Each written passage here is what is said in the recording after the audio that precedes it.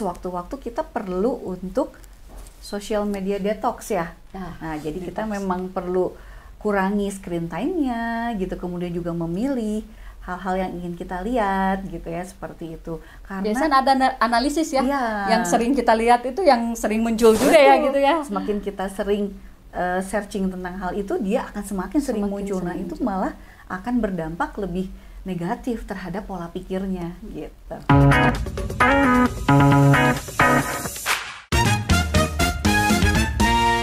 Assalamualaikum warahmatullahi wabarakatuh. Alhamdulillahirrabbilalamin. Segala puji kami panjatkan kehadirat Allah Subhanahu wa Ta'ala. Karena berkat rahmatnya kita bisa berkumpul di sini. Apa kabar sobat sehat jiwa? Kembali lagi bersama saya Ira di Sejiwa Podcast. Kali ini kurang lebih 30 menit ke depan saya akan menemani waktu santai sobat sehat jiwa semuanya. Mudah-mudahan kali ini di podcast kali ini memberikan manfaat kepada sobat sehat jiwa semuanya. Kali ini kita akan membahas yang sedikit mengerikan, yaitu tentang bunuh diri. Untuk itu bersama saya di sini udah datang seorang narasumber, dokter spesialis jiwa, merupakan kebanggaan dari Rumah Sakit Jiwa Provinsi Jawa Barat. Cantik, seger, masih muda. Apa kabar Dokter Dini? Baik, Bu Ira. Kita kurang lebih 30 menit ke depan ya, kita akan membicarakan tentang bunuh diri ini. Sebetulnya podcast kali ini diadakan untuk memperingati Hari Pencegahan Bunuh Diri Sedunia. Diperingati setiap tanggal 10 September. Kali ini bertemakan untuk merubah narasi tentang bunuh diri. Sebelumnya saya punya data nih dok. Ya. Ada 720.000 kasus. Ada 720.000 kasus bunuh diri per tahun di seluruh dunia. Dengan kalangan usianya itu antara 15 sampai 29 tahun. Dan 73% tersebut ada di negara berpenghasilan rendah dan sampai menengah. Untuk itu saya sedikit bertanya, sebetulnya faktor resiko untuk bunuh diri itu ada hubungannya dengan berpenghasilan rendah atau yang lain seperti apa gitu ya dok? Ya, baik, terima kasih ya Bu Ira. Jadi memang setiap orang ini memiliki risiko untuk melakukan bunuh diri, baik dari segi jenis kelamin, suku budaya, latar belakang pendidikan dan pekerjaan gitu ya. Perilaku bunuh diri ini disebabkan oleh berbagai hal, dan ini merupakan faktor yang kompleks dan tidak ada penyebab yang tunggal. Ada beberapa faktor resiko yang membuat perilaku bunuh diri ini menjadi lebih mudah terjadi. Seperti halnya misalnya pada orang dengan gangguan jiwa, khususnya depresi, itu mungkin yang paling banyak ya. Kemudian juga gangguan jiwa yang lain seperti skizofrenia, bipolar, ataupun ketergantungan zat. Kemudian juga orang-orang dengan kondisi penyakit tertentu, nyeri kronis. Kemudian juga ada riwayat perilaku bunuh diri sebelumnya, riwayat anggota keluarga dengan bunuh diri atau memiliki gangguan jiwa dan penyalahgunaan zat, kekerasan dalam rumah tangga gitu ya, atau kekerasan dalam keluarga, baik verbal, fisik maupun seksual. Dan juga tadi salah satunya faktor ekonomi ya, yang saat ini mungkin banyak orang yang merasakan terpuruk dalam kondisi ekonominya. Dan juga ada satu fenomena namanya copycat suicide ya, yaitu di mana seseorang terekspos atau terpapar dengan perilaku bunuh diri yang dilakukan oleh orang lain seperti anggota keluarga, teman, atau mungkin tadi bintang film atau selebriti yang diidolakannya, seperti itu.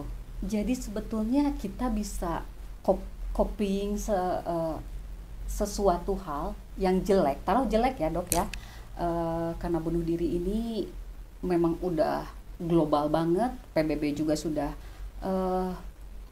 menunjukkan keseriusannya tentang preventing suicide ini. Tapi personal kita meniru fans ke A, ngikutin itu bisa ya? Ya bisa. Jadi kalau seseorang sudah terlalu dalam misalnya menyukainya, sehingga dia memasukkan unsur-unsur dari si idolanya tersebut gitu, sehingga dia akan meniru perilaku dari idolanya tersebut. Baik, Sobat Sehat Jiwa, berarti itu yang harus diperhatikan ya. Kita boleh ngefans ke seseorang, boleh ngefans ke artis K-pop A, K-pop B, atau K-pop C, tapi kita juga harus bisa menyaring mana yang ikut bisa kita tiru dan mana yang tidak. Seperti itu ya, Dok? Iya, betul sekali Bu Ira. Oke, dari situ Dok, tanda dan gejala.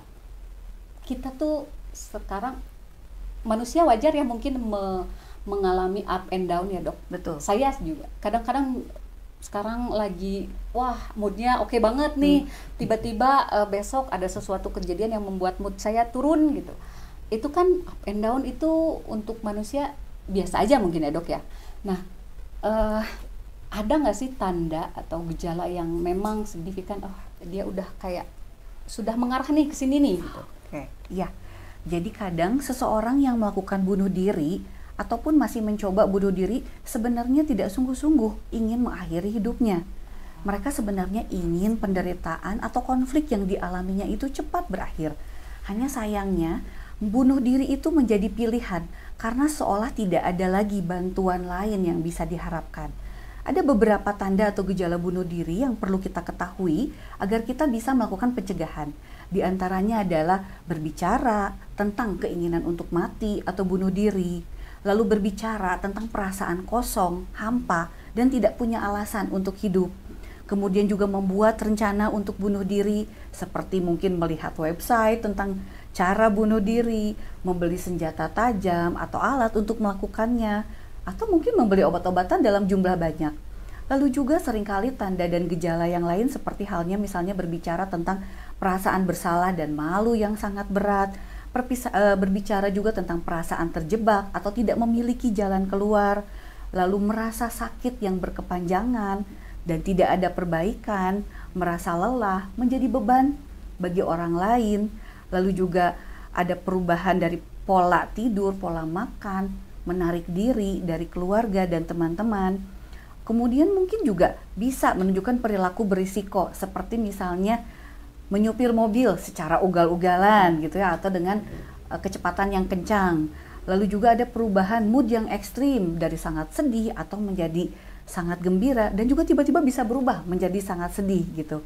Kemudian mungkin yang lebih jelasnya mengucapkan selamat tinggal pada teman-teman dan keluarga dan membuat surat wasiat ya, seperti itu. Saya ada beberapa tertarik dengan apa yang tadi dokter bicarakan. Satu, bahwa kita harus berusaha mengungkapkan apa yang kita rasakan. Betul. Yes. Kadang ada beberapa orang seperti saya misalnya, saya kurang mampu untuk mengungkapkan apa yang saya rasakan, atau misalnya pemikiran akan orang yang banyak mengeluh, banyak apa sih, selalu berpikir sesuatu hal yang negatif itu taruh di judge orang yang tidak bersyukur, misalnya seperti itu. Gimana cara kita untuk it's okay, you can talk gitu, it's okay, kamu bisa kok ngobrol gitu, atau takutnya kita misalnya menjadi beban orang-orang terdekat kita ketika kita untuk berbicara. Itu gimana ya dok untuk? Ya, pastinya berat ya kalau kita untuk mengungkapkan apa yang kita rasakan. Oleh karena itu penting bagi orang-orang di sekitarnya untuk mulai sekarang lebih aware gitu ya, mengenai tentang kondisi anggota keluarganya, temannya gitu ya, sehingga pada saat orang tersebut merasa tidak memiliki jalan keluar, maka orang-orang di sekitar lah yang perlu untuk lebih mewaspadai hal-hal tersebut gitu, seperti itu. Jadi di dalam kata lain, kita harus satu, pertama sadar akan diri kita sendiri, kita dalam keadaan mental state yang seperti apa. Betul. Yang kedua, kita juga harus aware akan keadaan di sekeliling kita. Ya. Ketika kita misalnya ketemu sama teman-teman yang asalnya ceria tiba-tiba sedih, kita harus lebih pendekatan kamu kok sedih gitu. Seperti itu ya? Seperti itu, betul. Jadi ada dua sisi ya, ke dalam diri kita sama keluar, minimal keluarga atau teman-teman terdekat ya dok ya, inner circle kita ya. Ya, oleh karena itu mengapa tadi tahun ini mengambil tema mengubah narasi mengenai bunuh diri Ya. agar tadi salah satu tujuannya adalah mengurangi stigma ya, sehingga orang lain juga mulai berubah untuk lebih peduli mengenai orang-orang di sekitarnya. Jadi yang mungkin bisa kita lakukan kalau kita tadi misalnya menemukan orang yang tiba-tiba menjadi berubah perilakunya gitu ya, kita bisa mendekati, melakukan komunikasi, lalu juga menawarkan bantuan, misalnya apa yang bisa saya bantu. Kalau memang dia tidak mau bercerita, it's okay, nggak apa-apa. Minimal kita duduk di samping dia dan katakan kamu tidak sendiri. Saya ada di samping kamu untuk membantu kamu gitu. Karena kesepian itu ngeri ya dok ya. Maksudnya teh dia bisa berada di tempat yang ramai, tapi dia tuh ngerasa sendiri.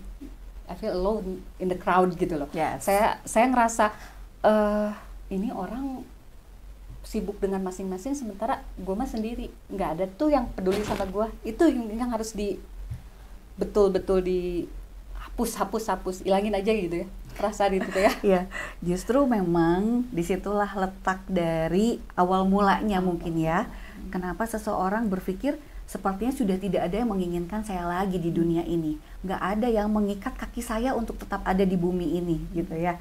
Nah, karena dia merasa sendiri. Sebetulnya itu adalah dari faktor kognitifnya dulu. Jadi memang sudah ada distorsi atau perubahan dari segi pola pikirnya, di mana dia merasa orang yang paling menderita sedunia gitu ya. Kemudian juga merasa sendiri, tidak ada yang bisa menolong. Padahal sebetulnya itu adalah pikiran negatifnya gitu. Nah, disitulah perlunya peran dari profesional kesehatan adalah untuk mengobati hal yang tersebut. Oke. Di sini berarti tadi ada kita untuk personalnya, untuk mengerti kita dalam kondisi apa, keluarga untuk ada saat kita terpuruk, lalu ketika sesudah itu ke profesional. Profesional di sini itu kalau kadang-kadang ada perbedaan ya dok ya. Kita teh kalau misalnya lagi gini teh harusnya kemana sih? Ke psikolog, ke psikiater, atau ke dokter umum seperti itu. Gimana sih? Ya, perbedaannya. Oke, jadi sebetulnya dengan adanya kemudahan teknologi saat ini, kalau misalnya kita malu untuk bertatap muka, bisa lewat telekonsultasi. Untuk pertamanya, kalau misalnya kita memang tidak ingin langsung ke dokter, bisa ke psikolog dulu. Nanti psikolog di situ pasti akan melihat level dari risikonya. Misalnya kalau memang seseorang itu ada bunuh diri, pasti kan nanti akan dinilai ya level resiko bunuh dirinya. Apakah rendah misalnya? Kalau rendah itu biasanya ada pikiran bunuh diri tapi tidak ada rencana dan tidak mau melakukannya. Kemudian juga level sedang, beberapa kali muncul pikiran dari bunuh diri dan ada sedikit rencana namun belum mau melakukannya. Lalu level resiko tinggi, di mana sering muncul pikiran bunuh diri dan sudah ada rencana yang jelas tapi tidak mau melakukannya. Dan juga level resiko berat, selalu muncul pikiran bunuh diri, rencana yang jelas dan terus-menerus untuk berniat melakukannya. Jadi sebetulnya bebas ya mau bertemu dengan siapa dulu, yang penting rasanya hati ini cocok gitu ya dengan yang akan kita konsultasikan. Bisa dengan psikolog klinis dulu, nanti psikolog klinis nanti akan merefer ke psikiater gitu ya. Berarti pokoknya yang penting kita harus mencari dulu pertolongan, either itu siapapun. Ketika nanti ke psikolog, sesudah psikolog ternyata dia memang membutuhkan refer ke psikiater, bisa direfer seperti itu ya dok ya. Ya, betul. Yang paling penting tanda, ide apapun itu, yang sekecil apapun kita harus aware tentang keadaan bunuh diri. Misalnya dia mau mengarah ke bunuh diri, even itu yang hal yang terkecil kita harus sadar itu ya dok ya. Aware-nya itu kadang-kadang susah sih dok. Betul sekali, oleh karena itu sekarang pentingnya peran dari orang yang di sekitar gitu ya. Ada istilahnya psychological first aid gitu, dimana itu adalah pertolongan pertama untuk mengobati luka hati ya, seperti itu. Nah, bisa dengan cara yang look pertama kan, L pertama, dimana kita melihat sudah ada misalnya teman-teman kita yang berubah perilakunya. Kemudian juga L yang kedua adalah listen. Ya, kita mendengarkan, kemudian juga berusaha untuk proaktif, mungkin menawarkan bantuan. Misalnya ketika ide-ide bunuh diri itu muncul, kita mungkin bisa katakan sama teman kita, kamu boleh calling saya, misalnya kalau pada saat ide bunuh diri itu muncul lagi gitu ya. Dan juga kalau misalnya teman kita membutuhkan pendampingan pada saat ingin ditemani ke profesional kesehatan, nah itu juga kita bisa menawarkan bantuan seperti itu. Dan selanjutnya adalah feel gitu. Di situ kita merasakan, bersikap empati bukan simpati ya terhadap apa yang dia rasakan, sehingga dia merasa oh ternyata saya tidak sendiri di dunia ini, ada orang yang mau membantu saya, sehingga tergeraklah dia untuk mencari bantuan dari profesional. Ya. Feel, saya tertarik ini sama feel. Tidak dipungkiri kita tuh ada di dalam komunitas yang ya taruhlah dok, yang belum nikah kapan nikah gitu, yang belum itu udah nikah kapan punya anak, kapan, itu nggak bisa dipungkiri, itu selalu ada itu ya. Terus orang yang bertanya itu tidak merasakan apa yang perasaan orang yang ditanyakan tersebut. Ada yang ngerasa biasa-biasa aja, tetapi ada yang ngerasa kalau gitu, aduh udah males deh gue, udah males deh gue gitu. Kalau misalnya ketemu sama itu pasti nangis seperti itu. Yeah. Belum apa-apa udah kayak barikade dulu, tembok dulu dia buat setinggi mungkin, udah kagak mau nih gitu, seperti itu. Caranya untuk orang lain mengerti perasaan kita gimana sih dok? Iya, susah ya? Betul sekali, susah ya yang namanya kita ingin dimengerti oleh orang lain gitu ya. Oleh karena itu, nah kita sebagai individu kita perlu untuk membangun kesadaran diri dulu ya, yang utama gitu kan, tadi untuk bersikap empati terhadap orang lain gitu. Mungkin dalam masyarakat memang wajar menanyakan kapan menikah, kapan punya anak gitu ya. Lalu setelah punya anak kapan punya adik gitu ya, terus kerja di mana gitu. Terakhir, karena memang jangan sampai aja kapan meninggal gitu ya. Karena memang tracknya itu normalnya seperti itu ya. Tapi ternyata kan jalan hidup tiap orang berbeda-beda. Dan kita juga perlu punya kesadaran kalau kita tidak bisa untuk mengubah ya, atau misalnya ingin orang lain itu berbicara atau berpikir sesuai dengan apa yang kita mau. Kita tidak bisa mengatur pikiran orang lain, tapi kita bisa mengatur cara diri kita untuk berespon. Cara kita berespon, dan saya rasa semua orang itu punya pathway hidup masing-masing ya dok ya. Oke, misalnya sekarang memang umumnya umur sekian nikah, punya anak, bla bla bla. Tapi kan itu tidak untuk semua orang gitu, berlaku untuk semua orang seperti itu. Dan kita juga harus menghormati ketika seseorang personal mengambil yang berbeda. Jadi beda itu sebetulnya nggak salah selama diri kita baik-baik aja. Yang penting itu ya, diri kita baik-baik aja ya. Iya. Hanya saja pasti itu adalah sebuah potensi konflik ya. Biasanya keinginan anak dengan orang tua berbeda. Orang tua kan merasa sudah lebih mengetahui, lebih banyak, lebih punya pengalaman, sehingga ingin yang terbaik sesungguhnya untuk anaknya. Tapi ternyata anaknya punya pemikiran yang lain gitu ya, seperti itu. Nah, disitulah mungkin peran dari konselor juga bisa untuk menjembatani gitu ya, untuk menyelesaikan konflik di antara keduanya, seperti itu. Dan salah satu terapi itu ada yang namanya kan psikoterapi ya. Psikoterapi itu adalah terapi bicara untuknya menguatkan kondisi mental, kemudian juga mengubah mekanisme coping gitu ya, yang tadinya mungkin mengubah mekanisme coping yang asalnya maladaptif menjadi lebih adaptif, sehingga dia mampu merubah persepsi gitu ya, untuk melakukan apakah saya harus mengakhiri hidup saya atau saya melanjutkan hidup gitu, seperti itu. Jadi misalnya orang tua punya pemikirannya itu betul, anak juga punya pemikirannya itu betul.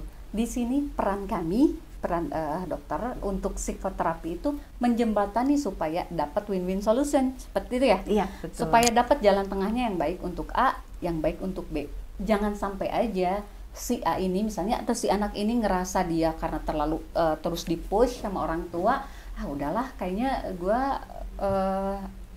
meninggal juga nggak ada yang peduli misalnya. Jangan sampai seperti itu mungkin. Dan salah satu untuk narasi stigma itu untuk mengubah ini ya dok ya, mengubah, jangan sampai apa sih lu karena masalah gitu aja gitu. Seperti itu ya? Betul. Jadi memang mengubah narasi tentang bunuh diri yang menjadi tema pada tahun 2024 ini adalah tujuannya mengajak kita semua untuk melihat bunuh diri dari berbagai perspektif gitu ya, dengan tujuan menghilangkan stigma yang melekat dan menciptakan ruang yang lebih suportif bagi mereka yang berjuang dengan kesehatan mental. Mengubah narasi tentang bunuh diri ini berarti juga mengubah cara kita memandang isu yang kompleks ini juga tentang kebiasaan acuh tak acuh gitu ya, menjadi lebih terbuka, empati dan juga saling membantu seperti itu. Oke. Dari tadi kita ngobrol antara A sampai Z. Jadi kalau misalnya di antara kita misalnya terlintas berpikiran untuk bunuh diri, entah itu kayaknya saya udah nggak ada yang peduli kalau misalnya saya mati, ataupun misalnya kita merasa tidak berharga, ataupun masalah apapun, sehingga terlintas ide untuk melakukan bunuh diri. Ada 3 berarti ya dok. 1, cari pertolongan profesional. Kalau misalnya itu masih agak jauh, bicarakan dulu ya sama orang yang terdekat dan hindari kesendirian. Ya, seperti itu ya dok ya, hindari kesendirian. Mungkin juga satu lagi kita perlu belajar untuk menumbuhkan harapan. Ya, kadang memang saat kondisi kita terpuruk seperti itu, rasanya sudah tidak ada harapan lagi ya. Tapi setidaknya kalau misalnya kita melihat ada orang yang ternyata ada di samping kita, nah sedikitnya itu mulai muncul, ada harapan bahwa kita bisa ditolong. Seperti itu. Saya tertarik sama fenomena yang akhir-akhir ini dok. Ya. Taruh misalnya ada beberapa kasus ya yang kemarin itu dengan akademisi yang saya kira pasti tingkat kognitifnya mungkin baik. Terus taruh beberapa public figure, entah itu di Korea atau misalnya di Hollywood itu sendiri, ada beberapa yang memang mengakhiri hidupnya. Padahal kalau menurut kita apa ya yang dipikirannya gitu? Maksudnya duit punya, popularitas ada, pinter iya, dia kayaknya mau minta sesuatu tinggal oke aja gitu. Sama kita mungkin karena kita yang jadi isu bagi kita gitu. Itu ya kekayaan misalnya yang jadi isu, tapi mungkin bagi diri dia salah satu hal yang membuat dia sampai melakukan bunuh diri mungkin karena kesepian itu sendiri ya dok ya. Mungkin saya bilang. Ya mungkin ya. Jadi memang kadang kesepian itu bikin kita jadi seolah tadi merasa tidak punya seseorang lagi untuk menjadi faktor protektif gitu ya, yang tetap membuat kita harus eksis ada di bumi ini gitu. Nah juga di sini mungkin kalau berkaitan dengan selebritis, tentunya peran media juga penting ya dalam melaporkan kejadian untuk bunuh diri ini. Iya sih, sehingga dengan cara mengubah narasi tadi ya, media di sini melaporkan peristiwa bunuh diri itu harus secara etis dan bertanggung jawab, lalu juga perlu lebih fokus pada solusi dan cerita pemulihan gitu ya. Jadi jangan sampai menjadi media menyebarkan informasi yang salah. Iya. Ya. Kadang kita gini, kalau sekarang ya dok ya, judul itu tidak menggambarkan apa yang ada di dalamnya gitu ya. Kadang gimana caranya aja supaya judulnya dulu supaya tertarik orang lain baca, ngeklik, nggak taunya kenapa ya isinya kayak begini gitu. Itu ya kadang-kadang ada beberapa. Tapi selain itu kan dari luar, tapi diri kita sendirinya mah tetap harus tadi menyaring apapun itu yang di luar, kita harus saring mana yang baik dan mana yang tidak, seperti itu. Ya betul sekali. Mungkin sewaktu-waktu kita perlu untuk social media detox ya. Nah jadi kita memang perlu kurangi screen time-nya gitu, kemudian juga memilih hal-hal yang ingin kita lihat gitu ya, seperti itu. Karena biasanya ada analisis ya, yang sering kita lihat itu yang sering muncul juga ya gitu ya. Semakin kita sering searching tentang hal itu, dia akan semakin sering muncul. Nah itu malah akan berdampak lebih negatif terhadap pola pikirnya gitu. Sekarang anak-anak kecil juga sudah memang udah gadget sih ya dok ya. Betul. Ya, ada keuntungan, ada juga kerugiannya. Ya, kita harus sebagai orang tua harus pilih-pilih juga ya. Ya. Terus ini dok, kadang kan nggak kelihatan ya orang yang mau bunuh diri. Tiba-tiba ada berita, oh si A misalnya bunuh diri, lah kelihatannya dia itu ketawa-ketawa tuh, kelihatannya dia tuh kayak oke-oke aja tuh. Betul. Gitu. Bisa, kalau kata peribahasa sana tuh showing the clown hiding for frown, dia bisa menyenangkan orang lain, menyenangkan segala lingkungannya yang di lingkungannya, atau bahkan dia tuh jadi refer orang lain tuh kalau misalnya ada apa-apa tuh ngobrolnya sama dia gitu. Yeah. Nggak taunya besoknya malah dianya yang melakukan bunuh diri itu. Iya, betul. Itu tuh. Nah, itu tuh mungkin yang namanya depresi itu ada yang namanya depresi terselubung. Ya, jadi tidak semuanya selalu terbuka. Betul sekali. Itu yang paling sulit kalinya ya. Seperti kita memakai topeng ya. Nah, di depan topengnya tuh senyum ya, tapi di belakang tuh kan hancur gitu. Nah, disitulah mungkin tadi pola pikirnya gitu ya. Dia berpikir, untuk apa saya hidup? Saya mungkin lebih baik mati. Itu adalah pilihan yang terbaik. Atau tadi ada suara-suara yang menyuruh untuk bunuh diri misalnya gitu ya, pada saat dia sedang sendiri. Sehingga pada akhirnya ya dia memutuskan committed for suicide gitu. Tetapi setopeng-topengnya dia pasti ada guidance untuk kayaknya ada sedikit, mungkin sedikit. Kalau orang yang aware itu pasti dia tahu gitu, dia tuh sedang tidak baik-baik saja ya. Ya. Pasti ada ya. Ada sih biasanya tanda gitu. Tandanya ya, tanda gitu. Maksudnya kan setiap orang juga nggak mungkin pakai topeng setiap saat ya. Ya. Ada mungkin terselip lah sedikit ya. Betul. Karena sesungguhnya yang namanya bunuh diri, apalagi sampai misalnya betul-betul melakukannya, itu kan kalau dari segi jenis kelamin biasanya lebih banyak laki-laki ya. Oh iya. Kalau perempuan kadang merupakan cara untuk menarik perhatian misalnya seperti itu. Jadi kadang tidak sungguh-sungguh gitu untuk melakukan bunuh diri. Tapi kalau pada laki-laki biasanya itu memang betul-betul gitu, langsung diniatkan ya langsung terjadi dan kejadian juga gitu ya. Hati-hati ya sobat jiwa, sobat sehat jiwa yang laki-laki. Laki-laki mah karena biasanya mungkin karena dia gender ngerasa kalau misalnya berbicara itu cemen gitu ya mungkin ya dok.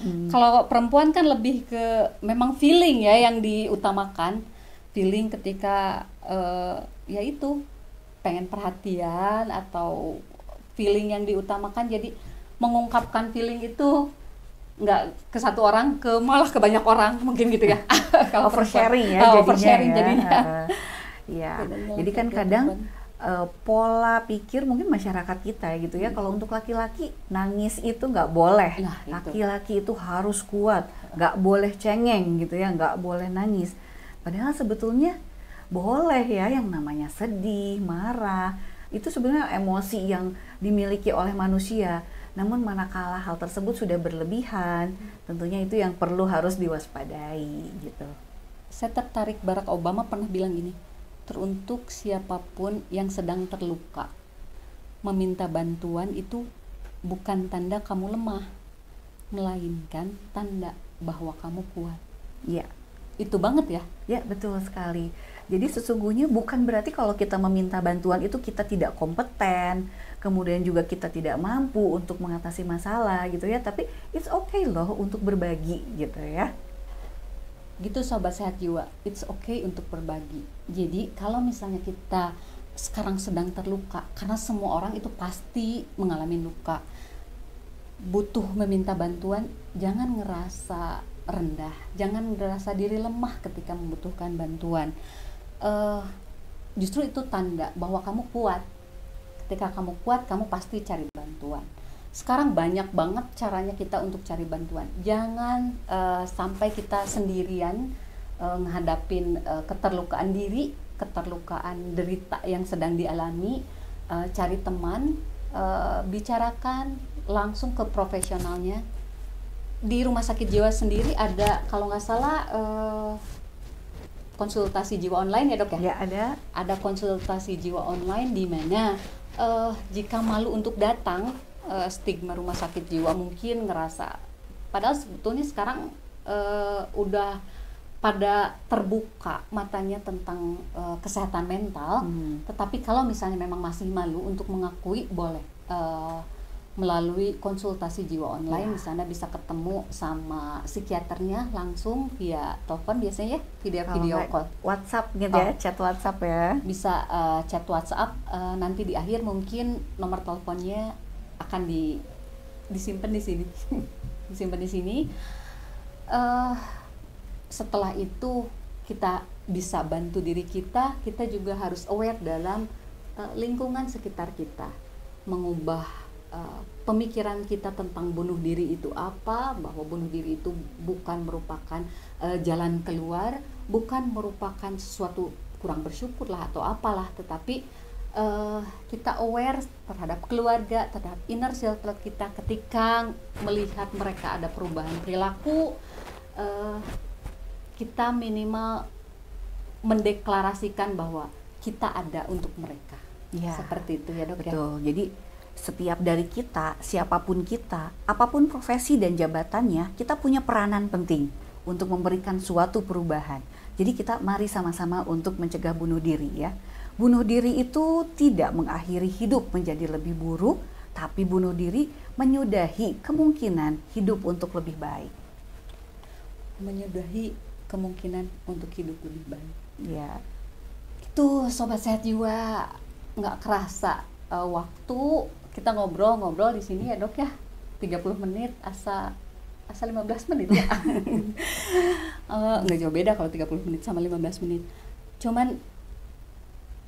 Cuman dari kita ngobrol dari A tadi tentang bunuh diri itu apa, tentang pencegahan bunuh diri itu apa, kita harus sadar bahwa tadi yang seperti dokter bilang, tanda dan gejala ketika kita bunuh diri, keinginan bunuh diri itu apa, biasanya terlihat dari perubahan perilaku ataupun keseharian, mood yang gampang berubah-ubah, ataupun bisa tadi copycat dari seseorang yang kita kagumi.